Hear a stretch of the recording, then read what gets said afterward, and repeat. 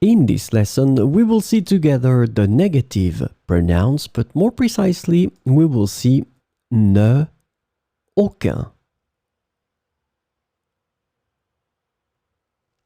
So the first thing that we need to define is the negative pronouns. So these pronouns indicate the absence of something.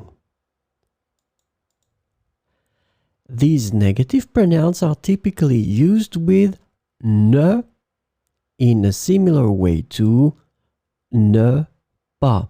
So remember, this is the negative form, ne pas. So it means that instead of pas, we will use the negative pronouns. So we will have ne and then your negative pronoun here. So this lesson is about ne, aucun. And the negative pronoun ne, aucun can be translated into English as none, not any, or no. Keep in mind that aucun here is the masculine form, so it means that it will be connected to masculine nouns. So we'll see some examples. I hope it will be more clear.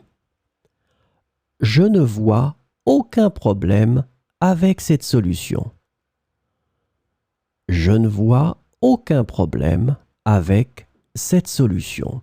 So as you can see here, we put aucun here because problème is a masculine noun. So we connect it to the masculine and it must be the masculine form, aucun. Il n'a aucun regret. Il n'a aucun regret.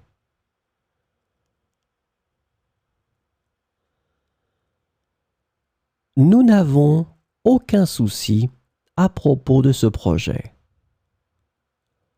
Nous n'avons aucun souci à propos de ce projet.